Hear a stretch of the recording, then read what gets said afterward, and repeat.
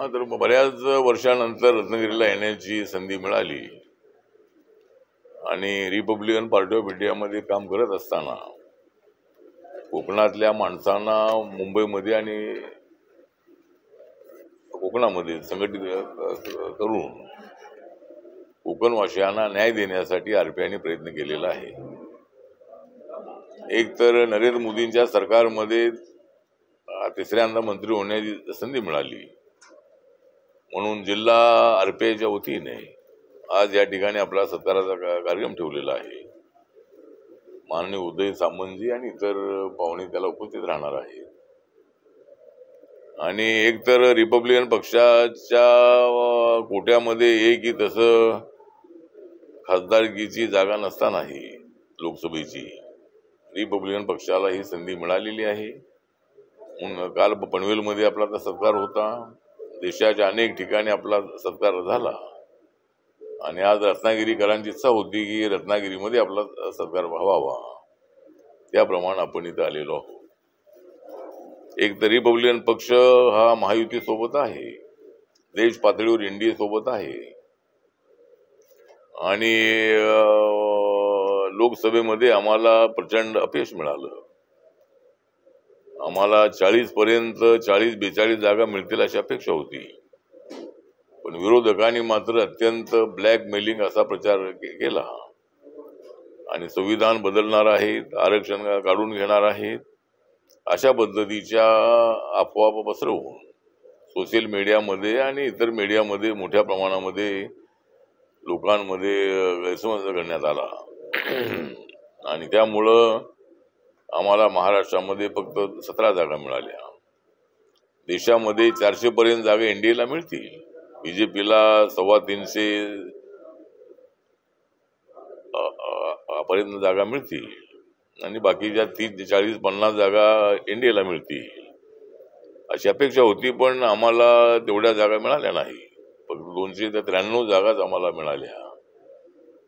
तरीही नरेंद्र मोदींच्या नेतृत्वाखालील एनडीएला देशामध्ये बहुमत मिळालं आणि विरोधकांचं जे स्वप्न होतं की मोदींना सत्तेच्या बाहेर करायचं, त्या मोदींना सत्तेच्या बाहेर त्यांना करता आलं नाही।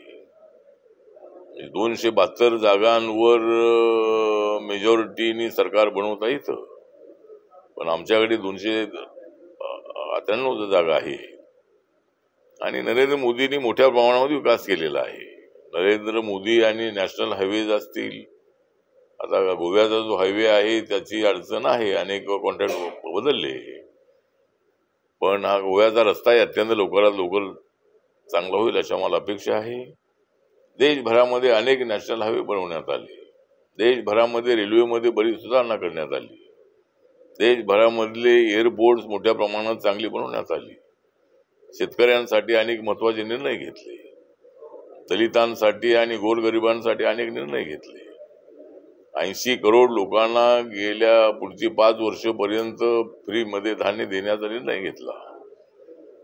असे अनेक महिला आरक्षण बिल जे आहे ते अनेक वर्षापासूनच पेंडिंग बिल पास करण्यात आलं, 370 आर्टिकल जम्मू काश्मीर मधून हटवण्यात आलं आणि आपण पाहिलेलं आहे की काल पहिल्या फेजमध्ये 18 तारखेला 59% मतदान झालेलं आहे। लोकसभेमध्ये 60% पेक्षा जास्त मतदान तिथे झालं आणि लोक मोठ्या प्रमाणामध्ये लाईन लावून मतदान करतायत अशी परिस्थिती जम्मू काश्मीर मधली आहे। त्या ठिकाणचा दहशतवाद हा 90% पर्यंत संपवण्यात आलेला आहे, तरी मध्ये मध्ये काही आतंकवादी येतात आणि काही गडबडी करतात, हे चालू आहे, पण पूर्वीपेक्षा 90% प्रमाण कमी झालेलं आहे। तर हे सगळं केल्यानंतरही आम्हाला एवढं यश मिळालं नाही, पण ठीक आहे, लोकशाहीमध्ये जे लोकांचं ओपिनियन आहे ते आम्ही स्वीकारणारे लोक आहोत आणि त्यामुळं नरेंद्र मोदी यांना तिसऱ्यांदा प्रधानमंत्री बनण्याची संधी मिळालेली आहे। आणि आता आरक्षणाच्या मुद्द्यावर तर आरक्षण हे संविधानाने दिलेलं आरक्षण आहे। बाबासाहेब आंबेडकरांनी दलित आदिवासींना वेशीच्या बाहेर राहणारे, कड्या कपारीमध्ये राहणारे जे SC ST आहे त्या लोकांना सामाजिक न्यायाबरोबर आर्थिक न्याय देण्याचा प्रयत्न केला। पिढ्यानपिढ्यापासून अत्यंत वंचित असणाऱ्या समाजाला आरक्षण देऊ 15% आणि 7.5% आरक्षण SC/ST ला मिळालं आणि त्यामुळं या समाजाला प्रगती पथावरून पुढे जाण्याची संधी मिळाली. ओबीसी समाजाला सुद्धा मंडल कमिशनच्या माध्यमातून युपीसिंगच्या काळामध्ये 27% आरक्षण मिळालं आणि त्या समाजाने आपली बऱ्यापैकी प्रगती करण्याचा प्रयत्न केलेला आहे. मराठा आरक्षणाचा विषय हा जो आहे तो राज्यापुरता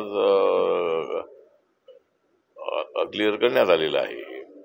मराठा समाजाला 10% आरक्षण देण्याचा निर्णय एकनाथ शिंदे, देवेंद्र फडणवीस, अजितदादा पवार यांच्या सरकारने घेतलेला आहे आणि आता केंद्रामधून आता केंद्राने तर आम्ही 10% आरक्षण इकॉनॉमिक विकर सेक्शनला देण्याचा निर्णय घेतलेला आहे आणि त्याच्यामध्ये मराठा समाज, ब्राह्मण समाज, लिंगायत समाज, ज्या समाजाला आरक्षण मिळत नाही आहे अशा समाजाला आरक्षण देण्याचा निर्णय 5 वर्षापूर्वी आमच्या सरकारने घेतला आणि त्याचा फायदा हा मराठा समाज आणि ब्राह्मण समाज या लोकांना काही टक्के होतच आहे. पण स्वतंत्र मराठा समाजाला आरक्षणाची जी मागणी आहे ती मागणी रास्तच मागणी आहे. मराठा समाजाला आरक्षण म्हणजे सगळ्या मराठा समाजाला आरक्षण द्या असं त्यांची मागणी नाही. त्यांची मागणी आहे ज्यांचं उत्पादन 8 लाखाच्या आतमध्ये आहे अशाच गरीब मराठ्यांना ते आरक्षण मिळालं पाहिजे ही मनोज जरांगे पाटील आणि मराठा समाजाची मागणी आहे आणि त्यासाठी राज्य सरकार अत्यंत पॉझिटिव्ह आहे. राज्य सरकारने निर्णय घेतलेला आहे आणि 10% आरक्षण पोलीस भरती असेल, MPSCची भरती असेल किंवा राज्याच्या अनेक डिपार्टमेंटच्या रिक्रुटमेंट असतील, राजपूत आहेत, रेड्डी आहेत, अशा लोकांना कसलं आरक्षण द्यायचं याचा विचार करावा लागेल.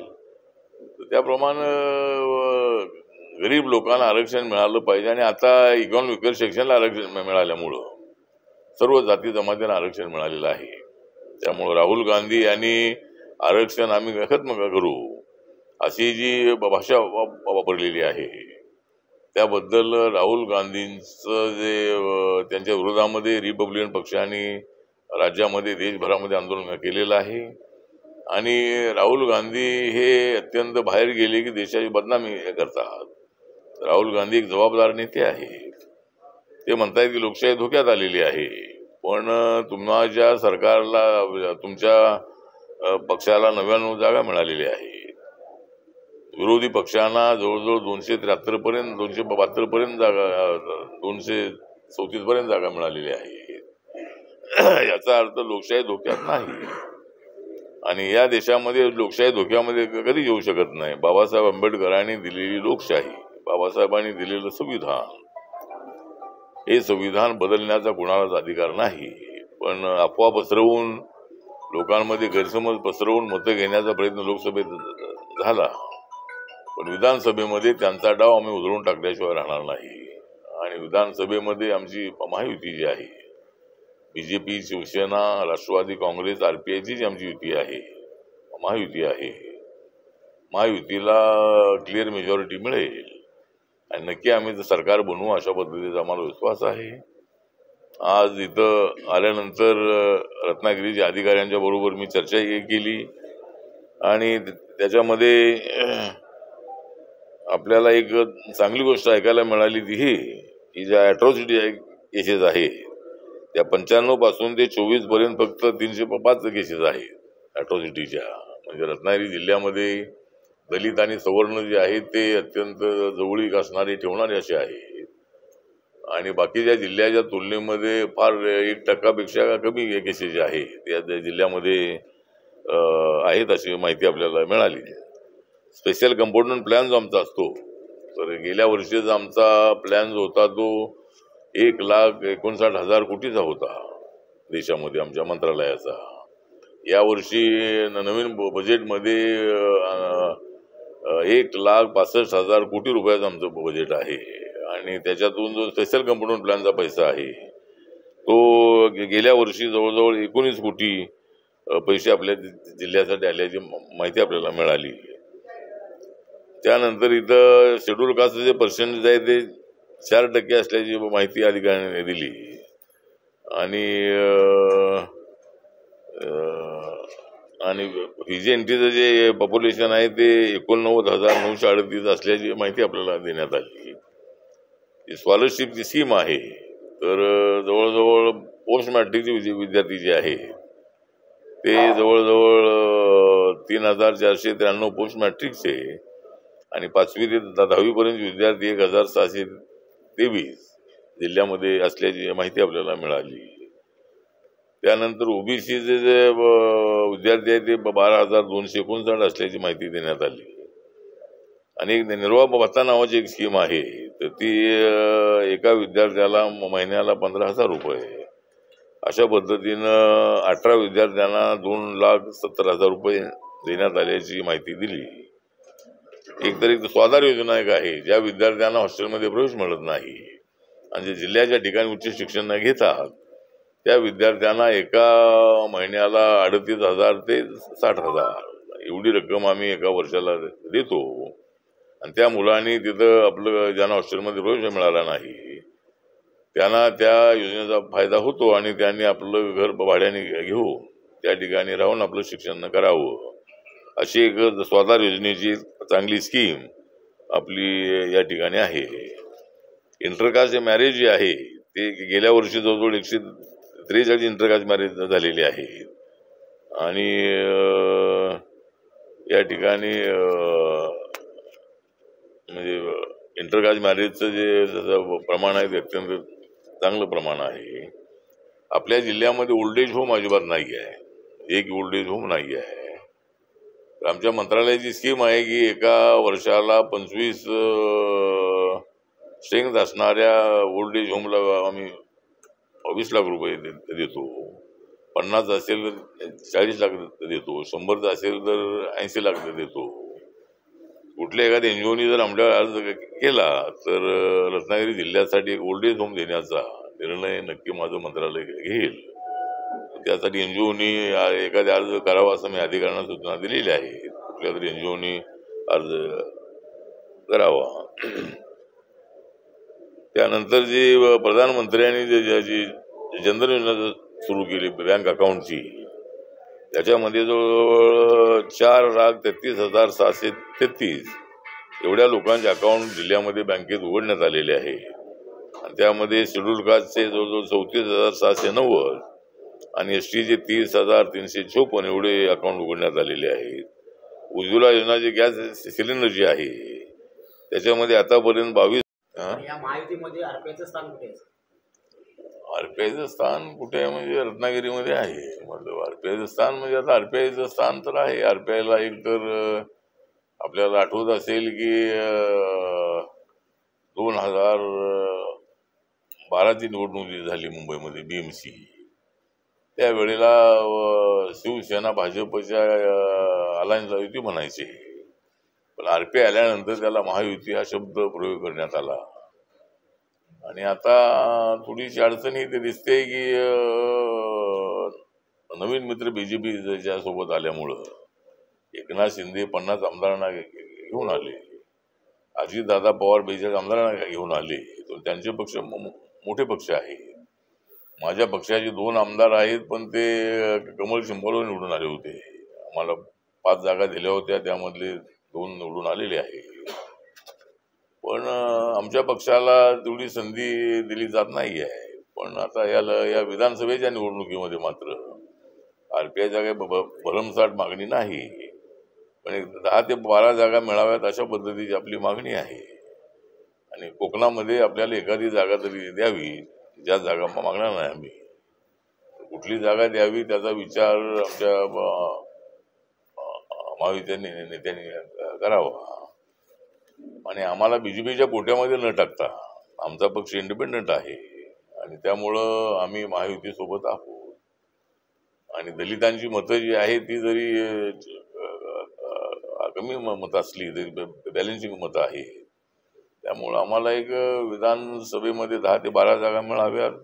सरकार आलं तर आपल्याला 1-2 मंत्रिपद मिळावी, काही महामंडळाची अचेरपद मिळावी, अशी आपली मागणी आहे. 3 मोठे पक्ष एकत्र आल्यानंतर आरपीआयला कुठेतरी डावलण्याचा प्रयत्न केला जातो. नाही, डावलण्याचा प्रयत्न करतात असं नाही आहे, पण थोडंसं आरपीआयचा जुना मित्र आहे, बीजेपीचा मित्र जुना मित्र आहे. आणि आमच्याकडे मोठी ताकद जरी नसली तरी छोटी ताकद हीच शेवटी मोठं पण होते. त्यामुळे आमची बॅलन्सिंग अशी पॉवर आहे. त्यामुळे डावलतायत असं नाही आहे, पण आरपीआयचा विचार विधानसभेच्या निवडणुकीमध्ये करावं. एक आमचा समाज आमच्या पाठीशी आहे. आरपीआय मध्ये किती गट असलेही तरी माझा गट हा ग्रासरूटवर काम करणार आहे. माझा गट देशाच्या कानाकोपऱ्यामध्ये जाऊन पोहोचलेला आहे. नॉर्थ ईस्ट मध्ये, नागालँडमध्ये माझ्या पक्षाचे 2 आमदार निवडून आलेले आहेत. मणिपूरमध्ये माझ्या पक्षाला रिकग्नायझेशन मिळालेलं आहे. आणि महाराष्ट्रामध्ये सर्व जिल्ह्यामध्ये आमचा पक्ष आहे. सर्व तालुक्यामध्ये आमच्या कमिटी आहे. त्यामुळं कार्यकर्त्यांना थोडं जाणवतंय का आम्हाला डावलतायत की काय, पण ते डावलू नये. आपल्याला विधानसभा जिंकायची असेल. तुम्हाला कारण तुमचा कार्यकर्ता सध्या इथे नाराजी सूर व्यक्त करतोय की जेव्हा भाजप असेल किंवा राष्ट्रवादी असेल किंवा मग शिंदेगड असेल, या तिघांव्यतिरिक्त आरपीआयचं नावच कुठे दिसत नाही. तुमच्या कार्यकर्त्याला युज अँड थ्रो सारखा वापर केला तर त्याचं तुमचाच कार्यकर्ता म्हणतोय, काय सांगा? नाही, कार्यकर्ते म्हणतात त्यांची भावना बरोबर आहे की आरपीआय हा त्यांच्यासोबत आहे, पण कदाचित त्यांची अडचण ही दिसते की 3च पक्षाचे मंत्री हे त्या मंत्रिमंडळामध्ये आहे.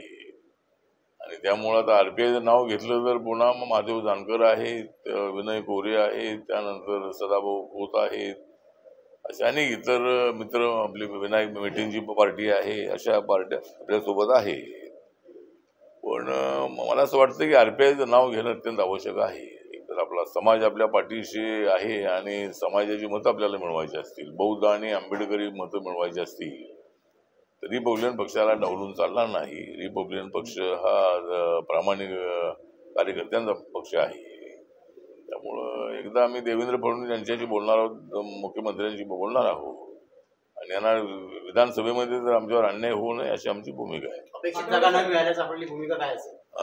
अपेक्षित जागा आपल्याला न मिळाल्यास भूमिका काय असेल? जागा मिळतील, 10-12 जागा मिळाव्यात आम्ही सांगितलेलं आहे. त्यामध्ये काही जागा थोड्या कमी झाल्या तर आम्हाला MLC मिळावी, एखादी मंत्रिपद मिळावं ही आमची मागणी असेल. त्यामुळे किती जागा सुटतील या तिघांच्या याच्यातून काय उरलेलं असेल ते आम्हाला मिळेल. त्यामुळे नाही उरलेलं मिळालं तरी आम्ही तिथे निवडून येऊ. उरलेलं असलं तर तिथं जागाच असणार आहे. त्या तिघांच्या याच्या चर्चेतून त्यांच्या जागा कुठल्या सुटतील त्याच्यातून आरपीआयचा प्रभाव ज्या ठिकाणी आहे अशा जागा काय रिझर्व्ह जागा आणि काही जनरल जागा ज्या आहेत, विदर्भ आहे, मराठवाडा आहे, कोकण आहे, पश्चिम महाराष्ट्र आहे, नाशिक डिव्हिजन आहे, अशा ठिकाणी एक 10-12 जागा द्याव्यात अशी आमची मागणी आहे. तिघांच्या कोट्यातून द्याव्यात. आम्हाला एकनाथ शिंदे आणि अजितदादा पवार यांनी बीजेपीच्या कोट्यातून आम्हाला समजू नये. आमचा फायदा तुमच्या उमेदवाराने होणार आहे. 17 लोक निवडून आली त्याच्यामध्ये आमचा वाटा आहेच आहे. हारले असले तरी हारणाऱ्या मध्ये सुद्धा आमच्या मतांचा वाटा आहेच आहे. त्यामुळे तिघांनी मिळून आम्हाला एक 10 ते 12 जागा देण्याच्या संबंधातला निर्णय घ्यावा आणि दलित मतं आहे ही मतं आपल्या बाजूला वळवण्यासाठी आपल्याला प्रयत्न करायचा आहे. आरक्षणाच्या मुद्द्यावर आणि संविधानाच्या मुद्द्यावर यावेळेला महाविकास आघाडीला यश मिळणार नाही आहे. त्यामुळे विकासाच्या मुद्द्यावरच त्याचा निर्णय होणार आहे. आणि लाडकी बहीण योजनेचा फायदा महाराष्ट्रामध्ये अत्यंत चांगला होणार आहे. महिलांची मतं जी आहेत ती चांगल्या पद्धतीने आम्हाला मिळतील आणि आम्ही जो काम केलेलं आहे त्याचा फायदा नक्की आम्हाला मिळेल अशी अपेक्षा आहे. जागांची यादी जी आहे ती आम्ही 23 तारखेला आमचं एक डेप्युटेशन भेटणार आहे चंद्रशेखर बावनकुळेंना आणि त्याच्यामध्ये एक आम्ही 17-18 जागा मागितलेल्या आहेत. 18 जागा त्याच्यामधल्या 10-12 जागा मिळाव्यात अशी आमची अपेक्षा आहे. आमचं शिष्टमंडळ त्या जागाची यादी आहे. यादी आता जागांची 18ची याद आहे. 18 आता सांगत नाही मतदारसंघ. ठीक आहे, दावा केलाय मतदारसंघ. यादी नाही, यादी आम्ही ते दिल्यानंतर जागा तर आहे तशी आमची विदर्भामधली उमरेड जागा आहे नागपूरची. त्यानंतर उमरखेड नावाची एक जागा या यवतमाळ जिल्ह्यामधली आहे. त्यानंतर आपली धारावी जागा मुंबईमधली आहे. धारावी आहे, मुंबईमधली मालाड आहे, चेंबूर आहे.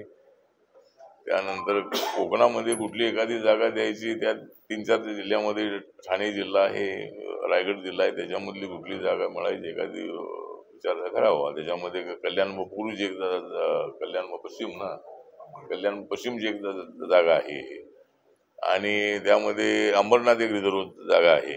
अशा जागांची यादी मराठवाड्यामधली औरंगाबाद पश्चिम एक जागा आहे, नांदेडमधली देगलूर आहे, विदर्भामधली वाशिम जिल्ह्यामधली वाशिम एक जागा रिझर्व आहे.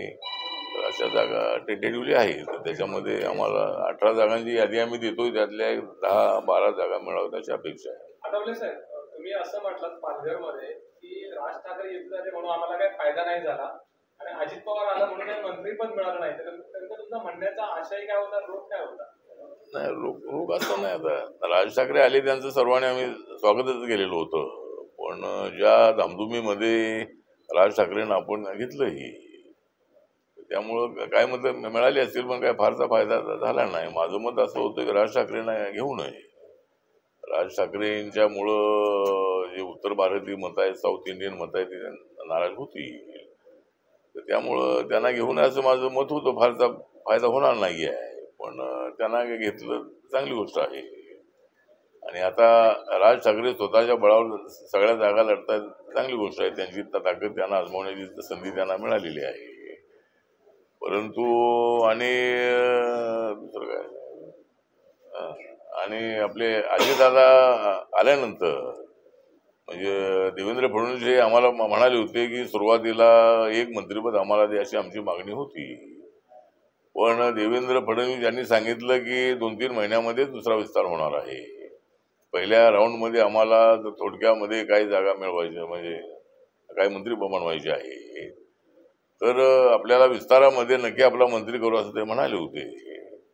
पण आमचा मंत्री करण्याच्या अगोदरच अजितदादा आले आणि अजितदादांचा विस्तार झाला आणि त्यामुळे आमचा विस्तार थांबला. म्हणजे आमचे जे इतर मंत्री शिवसेनेचे, बीजेपीचे, आरपीआयचे होणार होते ते थांबलं आणि आता काही विस्तार होत नाही आहे. आता नवीन मंत्रिमंडळच होणार, त्याच्यामध्ये तरी आरपीआयला संधी द्यावी अशी आमची मागणी आहे. मला एक शेवटचा प्रश्न घेतो. सध्याच्या घडीला जी वक्तव्य केली जात आहेत जाती विरोधी, तुम्ही सरकारमध्ये आहात, त्या सगळ्या स्टेटमेंट तुमचेच मित्रपक्ष असतील की तुमच्याच मित्रपक्षाचे आमदार जातीविरोधी वक्तव्य करतायत, त्याच्याबद्दल तुमचं म्हणणं काय आहे? नितेश राणेंचं स्टेटमेंट सध्या खूप चर्चेत आहे. नितेश राणेंचं जे स्टेटमेंट्स आहे जातीमध्ये तेढ निर्माण करण्याचं मला वाटतं नितेश राणे जे आहेत ते नितेश राणे हे बीजेपीचे प्रवक्ते आहेत, नौजवान आहेत, तरुण आहेत, तडफदार आहेत आणि आपल्या विरोधकांना चोख उत्तर देणारे असे ते अत्यंत चांगले प्रवक्ते आहेत. समाजामध्ये तेढ निर्माण करण्याची भूमिका घेणं अत्यंत अयोग्य आहे. नरेंद्र मोदी यांना जे यश मिळालं ते यश मिळण्यापाठीमागे सबका साथ, सबका विकास, सबका विश्वास, सबका प्रयास ही एक घोषवाक्य होतं आणि त्यामुळं नरेंद्र मोदी यांना जवळजवळ 8% मुसलमानांनी 19 मध्ये मतदान केल्याची आकडेवारी आहे. त्यामुळं मला असं वाटतं की एकदम मुस्लिमांच्या विरुद्ध एक तीव्र अशी भूमिका घेणं हे अत्यंत अयोग्य आहे. आणि नितेश राणे हे एकदम अत्यंत चांगले वक्ते आहे, ते आमदार म्हणून निवडून आलेले आहे आणि नारायण राणे यांनी कधी अशी भूमिका घेतली नाही. नारायण राणे यांनी मुस्लिमांच्या विरोधामध्ये अशी भूमिका कधी घेतली नाही. आणि माझं व्यक्तिगत मत असं आहे की मुस्लिमांचा विरोध पत्करून आपणाला अपयश पदरामध्ये पाडून घेण्यापेक्षा आपण मुस्लिम सुद्धा आपलेच बांधव आहे. जे मुस्लिम झालेले आहे, कोकणातले जे मुस्लिम होते ते ब्राह्मण होते, क्षत्रिय होते आणि ते मुसलमान झालेले आहे. बॅरिस्टर AR अंतुले हे त्यांचं अब्दुल नाव असलं तरी आडनाव अंतुले आहे. आमचे तर असे अनेक, आमचे हुसेन दलवाई आहे, त्यांचं पहिलं नाव हुसेन आहे पण दुसरे दलवाई आहे. त्यामुळं हे सगळे लोक जे आहेत ते कन्व्हर्टेड मुस्लिम आहे, ते सगळे हिंदू समाजातून कन्व्हर्ट झालेले मुस्लिम आहे, काय बाहेरून आलेली मुस्लिम आहेत असं नाही आहे. त्यामुळं नितेश राणे यांनी थोडंसं आपली जी इमेज आहे ती सर्व समावेशक बनवणं हे त्यांच्या भविष्याच्या दृष्टिकोनातून चांगलं आहे. आणि नारायण राणे यांचा आदर्श त्यांना पुढे न्यायचा असेल तर नारायण राणे यांनी कधी अशी भूमिका घेतलेली काही मला आठवत नाही आहे. म्हणजे नारायण राणे आणि सर्वांना घेऊन पुढे जाण्याची भूमिका घेतलेली आहे.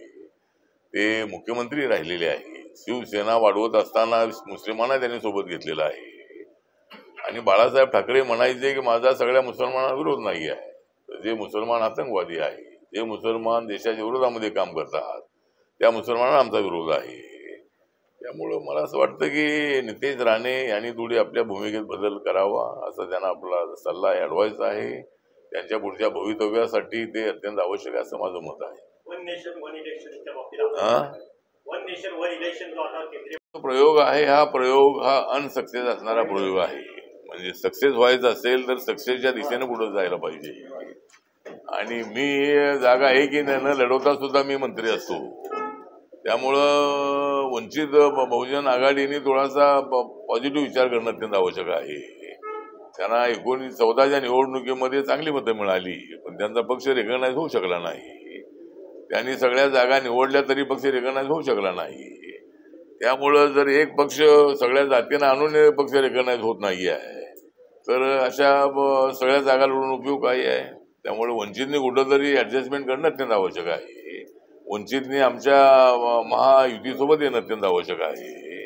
आणि ते जर आले तर त्यांना सत्तेचा फायदा होईल. ते जर आले, प्रकाश आंबेडकर जर आले तर मला जरी मंत्री नाही केलं तरी चालेल, पण प्रकाश आंबेडकरांना मंत्री करा ही मागणी मी करेन.